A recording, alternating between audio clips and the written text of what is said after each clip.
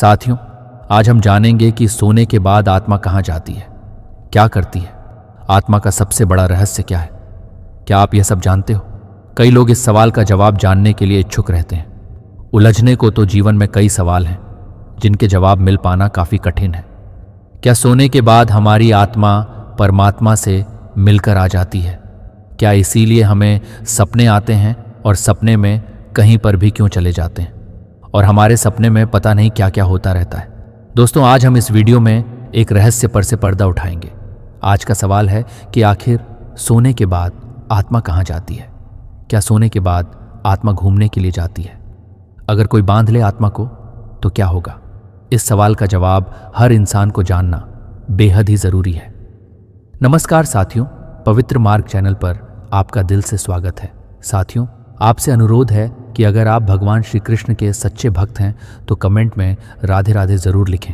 साथियों, आपसे अनुरोध है कि इस आत्मा के रहस्य को जानने के लिए इस वीडियो को अंत तक जरूर देखें। कुछ लोग इस वीडियो को स्वीकार नहीं कर पाएंगे क्योंकि उनको लगता है कि यह सब पाखंड है। असल में पाखंड जैसा कुछ होता नहीं है। आत्मा कोई पाखंड नहीं है। आत्मा एक जीव है जो कभी नहीं मरती है।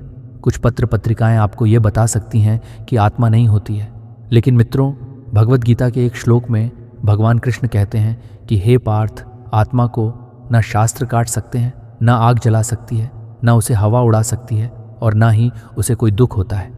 आत्मा सदा ही अमर रहती है। दोस्तों, कुछ लोग कहते हैं कि सोने के बाद आत्मा पता नहीं कहाँ कहाँ की यात्रा करके आती है। सपनों का मनोविज्ञान शुरू से ही मनुष्य के लिए अजीब सा विषय रहा है। दार्शनिकों, वैज्ञानिकों और मनोचिकित्सकों ने अपने अपने ढंग से इसकी व्याख्या की है। साथियों, जैसा कि आप सभी को मालूम है कि जब हम सब गहरी नींद में होते हैं तो हम सब सपना देखते हैं।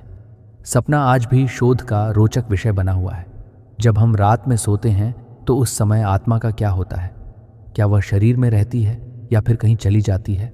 और भी ऐसे कई सारे रोचक सवाल होते हैं जिनका जवाब इंसान जानना चाहता है, क्योंकि हर इंसान अपने बारे में सब कुछ जानना चाहता है। और जब आत्मा की बात आती है तो लोग इसके प्रति ज़्यादा जिज्ञासु हो जाते हैं। वह जानना चाहते हैं कि आखिर हम इसके बारे में कैसे जान सकते हैं। बहुत सारे लोग तो ऐसे होते हैं जो साधु संत की मदद लेते हैं और उनसे जाकर इस बारे में बात करते हैं। लेकिन आज के इस वीडियो में हम आपको बताएंगे कि भगवान श्री कृष्ण ने आत्मा के बारे में क्या कहा है और आत्मा सोने के बाद कहाँ जाती है। इस बात का जवाब पाने के लिए वीडियो को अंत तक पूरा देखें और इस गीता ज्ञान की कल्याणकारी यात्रा में सहभागी बने। श्री कृष्ण के अनुसार आत्मा अमर है और वह शरीर की विभिन्न अवस्थाओं के बावजूद अपनी शुद्धता बनाए रखती है। सपनों और नींद के संदर्भ में गीता ये बताती है कि मन की अवस्थाएं बदलती रहती हैं, लेकिन आत्मा शाश्वत और अचल रहती है। सपने मन की गतिविधियों का परिणाम हो सकते हैं, लेकिन आत्मा की वास्तविक स्थिति उससे परे है।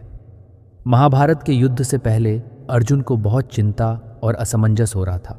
वे समझ नहीं पा रहे थे कि अपने ही परिवार और गुरु के खिलाफ युद्ध कैसे करें।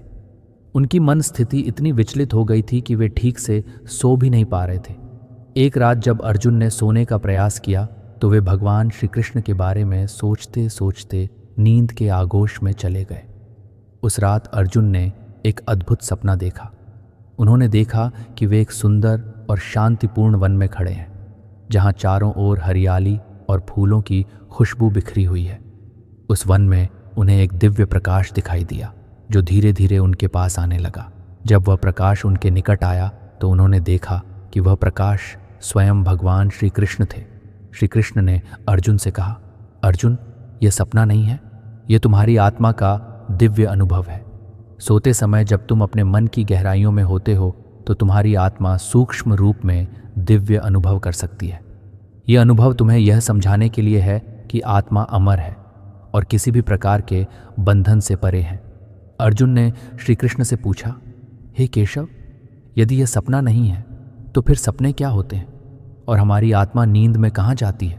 श्री कृष्ण ने उत्तर दिया, जब मनुष्य सोता है तो उसकी आत्मा अपने भौतिक शरीर से थोड़ा अलग हो जाती है, लेकिन वह पूरी तरह से उससे मुक्त नहीं होती। यह अवस्था जागृत और सुषुप्ति के बीच की होती है। इसी स्थिति में मनुष्य को सपने आते हैं जो उसके मन और आत्मा की गहराई में बसे विचारों, इच्छाओं और भावनाओं का परिणाम होते हैं। सपने मन के विचारों का प्रतिबिंब होते हैं और आत्मा केवल एक साक्षी की तरह इन अनुभवों को देखती है। अर्जुन ने समझा कि सपने आत्मा की यात्रा का एक हिस्सा होते हैं, लेकिन वे पूरी तरह से वास्तविक नहीं होते। सपने मन के खेल होते हैं जो हमारी जागृत अवस्था से जुड़े होते हैं। अर्जुन का यह दिव्य अनुभव उनके लिए एक सीख बन गया। उन्होंने समझा कि आत्मा किसी भी सांसारिक बंधन से परे है और सपने केवल मन के विचारों का प्रतिबिंब है। इस अनुभव ने अर्जुन को आत्मिक शांति और साहस दिया, जिससे उन्होंने महाभारत के युद्ध में अपने धर्म का पालन किया। यह कथा इस बात को उजागर करती है कि सोने के बाद आत्मा अपने सूक्ष्म रूप में दिव्य अनुभव कर सकती है और सपने हमारे मन और आत्मा के भीतर की स्थितियों का प्रतिबिंब होते हैं। आत्मा अमर और शाश्वत है, जो किसी भी भौतिक स्थिति से परे है। भगवान श्री कृष्ण के माध्यम से अर्जुन को यह शिक्षा मिली कि आत्मा की यात्रा और सपनों की दुनिया समझने योग्य है, लेकिन इसे वास्तविकता से अलग करके देखना चाहिए। एक बार की बात है, हिमालय की गोद में एक साधु अपने शिष्य के साथ एक गुफा में तपस्या कर रहे थे। साधु बहुत ज्ञानी और अनुभवी थे और उनके शिष्य ने उनके साथ कई वर्षों तक साधना की थी। शिष्य हमेशा अपने गुरु से सवाल पूछता रहता था और ज्ञान प्राप्त करता रहता था। एक दिन शिष्य ने अपने गुरु से पूछा, गुरुदेव, सोते समय हमारी आत्मा कहाँ जाती है और सपने क्यों आते हैं? साधु मुस्कुराए और बोले, बेटा, इस प्रश्न का उत्तर देने के लिए तुम्हें अनुभव करना होगा। आज रात जब तुम सोने जाओ तो एक बात का ध्यान रखना कि तुम सोने से पहले श्री कृष्ण का ध्यान करना। सोने से पहले जो भी बात हमारे मन में होती है उसका असर हमारे सपनों पर पड़ता है। शिष्य ने गुरु की बात मानी और रात को श्री कृष्ण का ध्यान करते हुए सो गया। सोते ही वह एक दिव्य सपना देखने लगा। उसने देखा कि वह एक विशाल समुद्र के किनारे खड़ा है, जहां एक विशाल लहर उसकी ओर बढ़ रही है। लहर के साथ एक अद्भुत प्रकाश आ रहा था जो उसकी आत्मा को गहराई से छू रहा था। शिष्य ने देखा कि वह लहर उसे अपने अंदर समा रही है और वह लहर के साथ ऊपर की ओर उठ रहा है। उस प्रकाश में उसे भगवान श्री कृष्ण का दिव्य रूप दिखाई दिया। श्री कृष्ण ने मुस्कुराते हुए कहा, प्रिय बालक, यह सपना नहीं है, यह तुम्हारी आत्मा की यात्रा है। सोने के बाद आत्मा कई बार दिव्य अनुभव करती है और यह अनुभव तुम्हें तुम्हारे मन की शुद्धता और भक्ति के कारण हो रहा है। श्री कृष्ण ने आगे का सपने हमारे मन के विचारों और इच्छाओं का परिणाम होते हैं, लेकिन जब मन शुद्ध होता है और आत्मा अपने शाश्वत सत्य से जुड़ी होती है तो सपने भी दिव्य अनुभव में बदल जाते हैं। यह अनुभव तुम्हें यह सिखाने के लिए है कि आत्मा अमर और शाश्वत है। सोते समय आत्मा भौतिक संसार से परे होकर दिव्य सत्य के करीब पहुंच जाती है।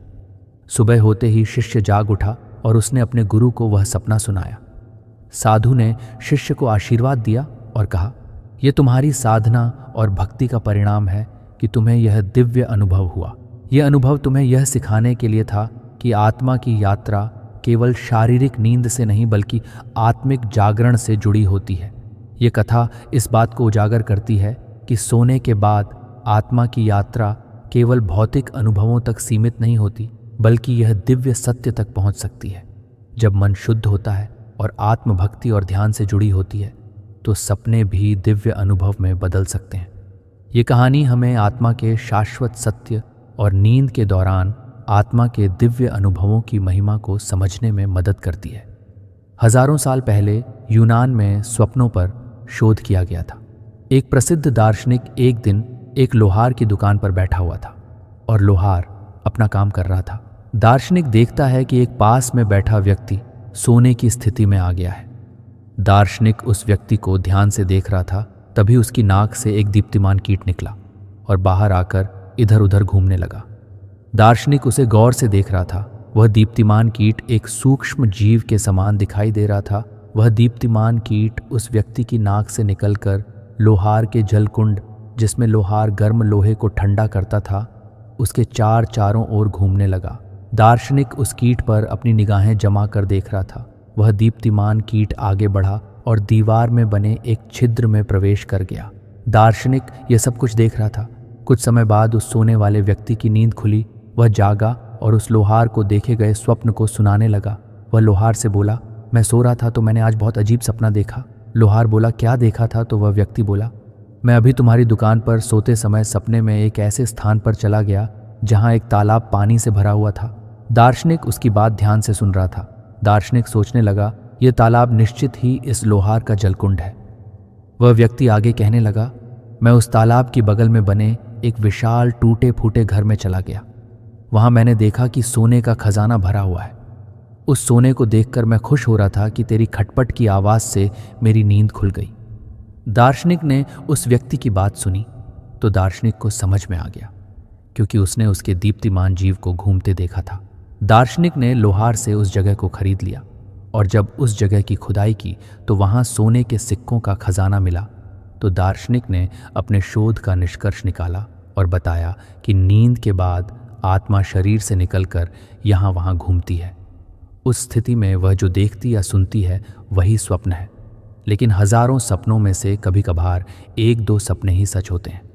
अरस्तु ने लिखा है कि मनुष्य ही नहीं, भेड़ बकरियां, गाय, कुत्ते और घोड़े आदि भी सपने देखते हैं। पुराणों के अनुसार आत्मा की गति और उसके किसी लोक में पहुंचने का वर्णन अलग अलग मिलता है।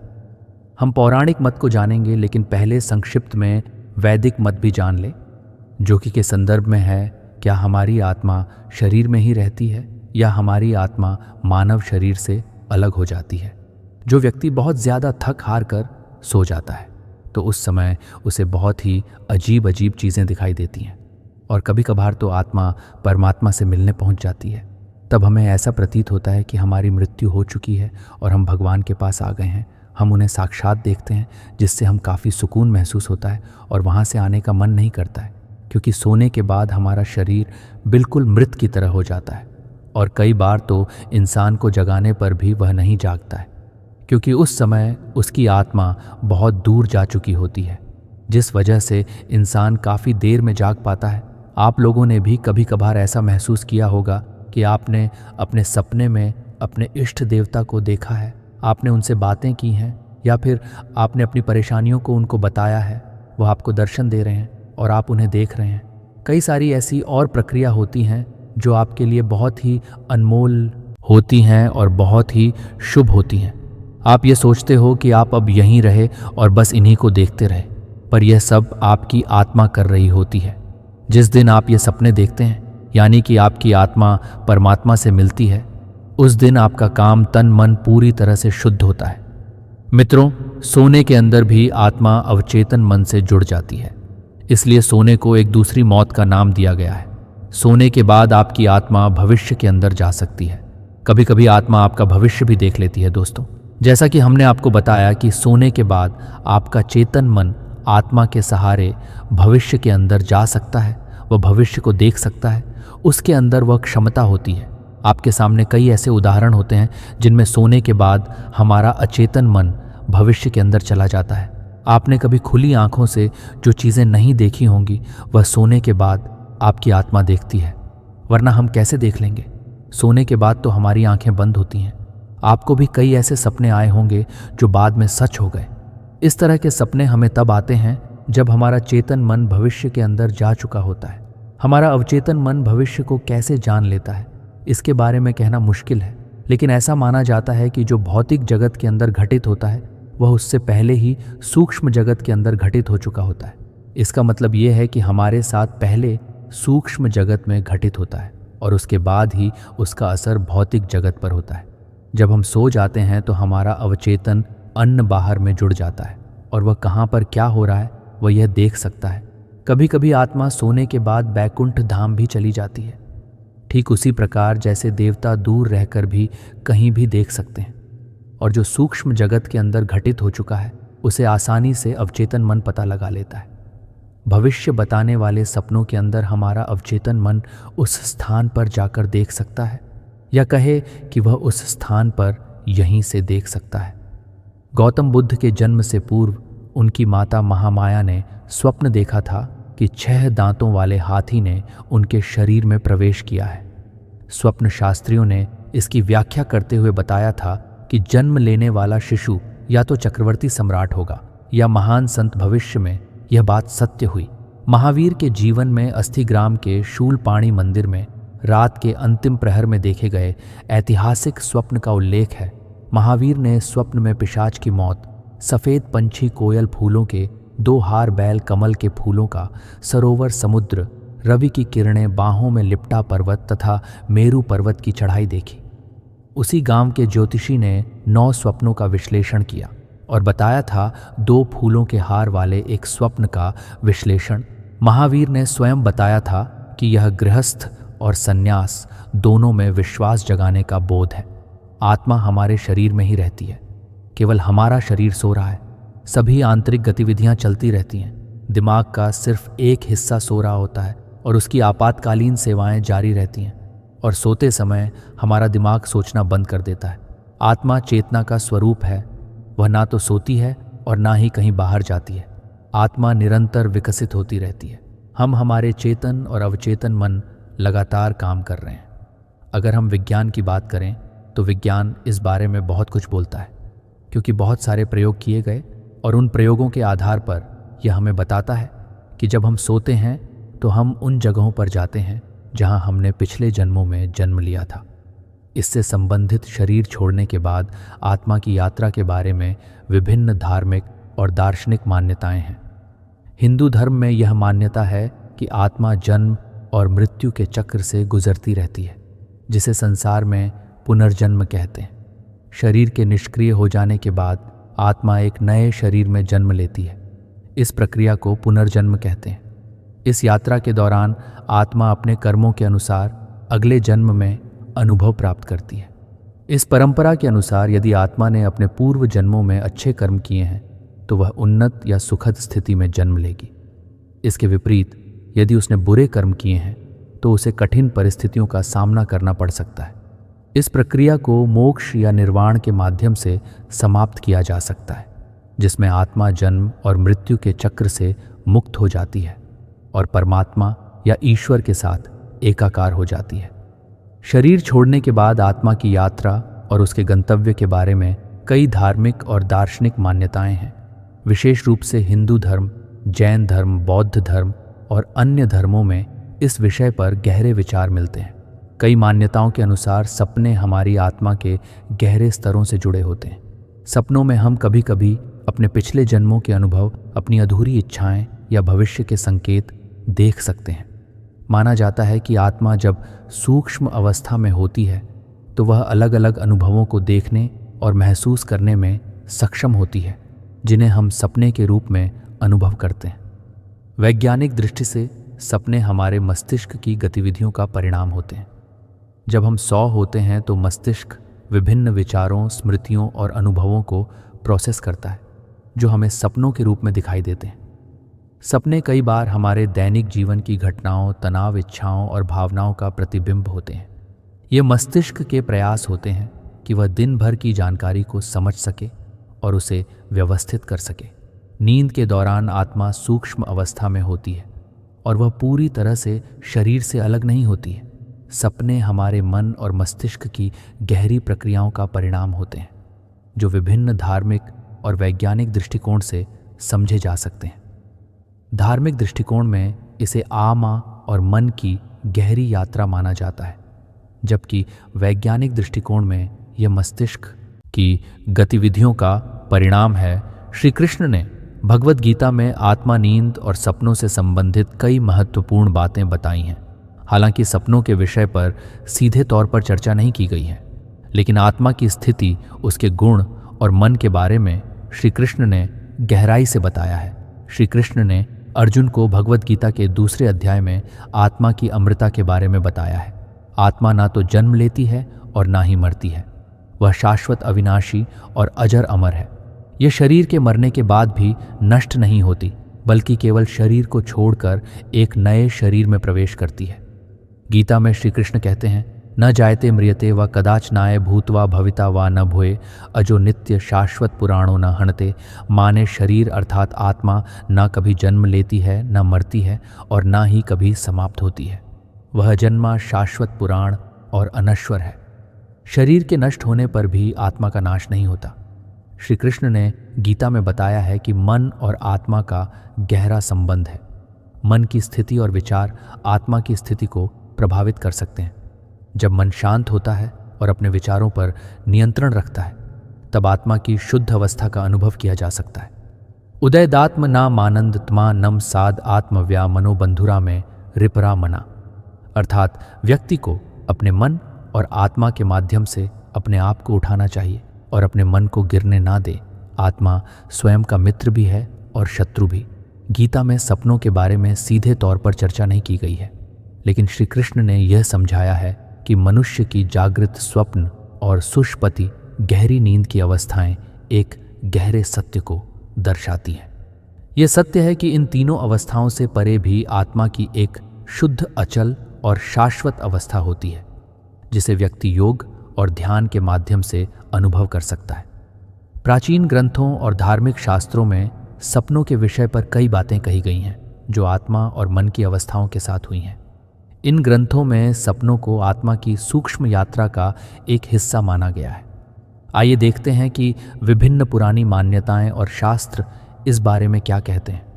बृहदारण्यक उपनिषद में सपनों की व्याख्या करते हुए कहा गया है कि जब व्यक्ति सोता है तो उसकी आत्मा 3 अवस्थाओं में से एक में प्रवेश करती है। जागृत अवस्था, स्वप्न, सपने की अवस्था और सुषुप्ति नींद की अवस्था स्वप्न में शरीर से अलग हो जाती है और सूक्ष्म संसार की यात्रा करती है। इस स्थिति में आत्मा मन और इंद्रियों के साथ विभिन्न अनुभवों को देखती है जो व्यक्ति को सपने के रूप में दिखाई देते हैं। उपनिषदों के अनुसार स्वप्न में आत्मा उन अनुभवों को देखती है जो जागृत अवस्था में अधूरे रह गए थे या मन के भीतर दबी हुई इच्छाओं का परिणाम होते हैं।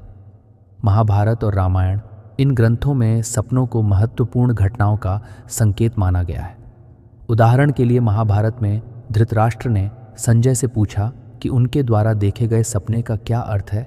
इन सपनों में भविष्य की घटनाओं का पूर्वाभास किया गया था जो बाद में युद्ध में घटित हुए। कई पुराणों में सपनों को दैवीय संकेत, भविष्यवाणियां और आत्मा की सूक्ष्म यात्रा के रूप में देखा गया है। उदाहरण के लिए श्रीमद् भागवत पुराण में भगवान श्री कृष्ण ने अर्जुन को यह बताया था कि कुछ सपने दिव्य होते हैं और वे आत्मा के पूर्व जन्मों के अनुभवों से भी जुड़े हो सकते हैं। योग शास्त्रों में कहा गया है कि जब मन शांत और नियंत्रित होता है तो व्यक्ति सपनों के माध्यम से आत्मा की सूक्ष्म अवस्थाओं का अनुभव कर सकता है। योगियों का मानना है कि सपने केवल मन की उपज नहीं है, बल्कि यह आत्मा की यात्रा का एक हिस्सा होते हैं। पतंजलि के योग सूत्रों में कहा गया है कि ध्यान और साधना के माध्यम से मनुष्य सपनों की प्रकृति और उनके वास्तविक अर्थ को समझ सकता है। योग के अभ्यास से सपनों पर नियंत्रण पाया जा सकता है और उनके माध्यम से आत्मा के सूक्ष्म सत्य का अनुभव किया जा सकता है। स्वप्न शास्त्र, जो प्राचीन भारतीय विज्ञान में वर्णित है, के अनुसार सपनों का अध्ययन मन और आत्मा की गहरी अवस्थाओं को समझने के लिए किया जाता है। इस शास्त्र में यह बताया गया है कि सपने हमारी आंतरिक इच्छाओं, भावनाओं और भविष्य की घटनाओं का प्रतीक होते हैं। आयुर्वेद में कहा गया है कि सपनों का हमारे शरीर और मन की स्थिति से गहरा संबंध होता है। शरीर की 3 दोषवाद, पित्त, कफ के असंतुलन के कारण विभिन्न प्रकार के सपने आते हैं। आयुर्वेद के अनुसार जब शरीर और मन संतुलित होते हैं तो सपने शांत और सुखद होते हैं और आत्मा का अनुभव शुद्ध होता है। मित्रों, सपने और जागृत अवस्था दोनों ही हमारे मन की सीमाओं के भीतर के अनुभव हैं। जब हम सोते हैं और सपने देखते हैं तो हम एक कमरे में होते हैं और जब हम जागते हैं तो दूसरे कमरे में चले जाते हैं, लेकिन दोनों ही अवस्थाओं में हम बंधन में रहते हैं। उनके अनुसार यह जीवन और मृत्यु दोनों ही बंधनों के भीतर होते हैं और इनसे बाहर निकलना ही असली जागरण है। साधारण व्यक्ति के लिए जागरण का मतलब सुबह उठकर अपने दैनिक कार्यों में लग जाना होता है, जबकि एक संत के लिए जागरण का अर्थ है बंधनों से पूरी तरह मुक्त हो जाना है। साधारण व्यक्ति अपनी पूरी जिंदगी एक प्रकार के सपने में ही बिताता है, कभी आंखें बंद करके तो कभी आंखें खोलकर, यहाँ तक कि मृत्यु भी इस सपने को खत्म नहीं करती, बल्कि यह भी एक नया सपना बन जाती है।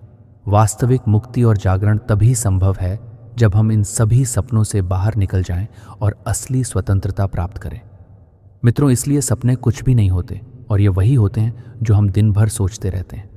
वे हमारे दिमाग में चलते रहते हैं, बाकी ऐसा कुछ भी नहीं होता है। अगर सपनों में दिखाई हुई चीज़ सच होती तो आज हमें सब कुछ अलग ही मिलता। ऐसा कुछ भी नहीं है। और आत्मा का क्या रहस्य है, इसका सही तरीके से किसी को भी पता नहीं है, भगवान श्री कृष्ण से हम यही सुनते हैं कि आत्मा अमर है, उसे ना तो कोई काट सकता है, ना कोई भिगो सकता है और ना ही जला सकता है। भगवत गीता आत्मा की अमृता पर प्रकाश डालती है। यह सिखाती है कि स्वयं आत्मा की शाश्वत प्रकृति भौतिक शरीर से परे है। पुनर्जन्म की धारणा की तुलना आत्मा द्वारा पुराने शरीर को त्यागने और निरंतर चक्र में नए शरीर धारण करने से की जाती है।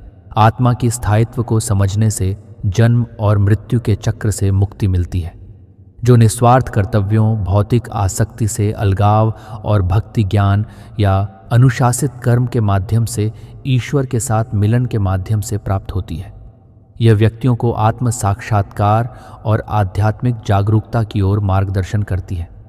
भगवत गीता में बताई गई आत्मा की अमृता की अवधारणा हिंदू दर्शन में बहुत महत्वपूर्ण है। गीता एक पूजनीय ग्रंथ है जो जीवन, आध्यात्मिकता और कर्तव्य के विभिन्न पहलुओं को समाहित करता है तथा आत्मा की शाश्वत प्रकृति और क्षणभंगुर मानव अस्तित्व के साथ उसके संबंधों को संबोधित करता है। इसे शाश्वत, अविनाशी और अपरिवर्तनीय बताया गया है। आत्मा अमर है, इसलिए यह जीवन की भौतिक अभिव्यक्ति है। जैसे जन्म, विकास, क्षय और मृत्यु से अप्रभावित रहती है, यह समय और स्थान की सीमाओं से परे है तथा किसी भी भौतिक या मानसिक विशेषता से अछूती है। कृष्ण अर्जुन से आग्रह करते हैं कि वह उस अपरिहार्य वस्तु शरीर के नष्ट होने के लिए शोक ना करें, बल्कि आत्मा के स्थायी को समझे। श्री कृष्ण कहते हैं कि देवताओं को पूजने वाले देवताओं को प्राप्त होते हैं, पितरों को पूजने वाले पितरों को प्राप्त होते हैं, भूतों को पूजने वाले भूतों को प्राप्त होते हैं और परमेश्वर का पूजन करने वाले भक्त परमेश्वर को ही प्राप्त होते हैं। इसीलिए मेरे भक्तों का पुनर्जन्म नहीं होता। पितृलोक में भी पुण्यात्मा ही पहुंचती है, जहां वह अपने पितरों के साथ सुखपूर्वक समय बिताकर जन्म लेती है। हर जीवित व्यक्ति के अंदर आत्मा मौजूद रहती है। जैसे ही यह शरीर से निकल जाती है, शरीर निर्जीव हो जाता है, यानी आत्मा एक जीव है जिसके चले जाने से शरीर जीव विहीन हो जाता है और शरीर से जुड़े सारे नाते रिश्ते खत्म हो जाते हैं।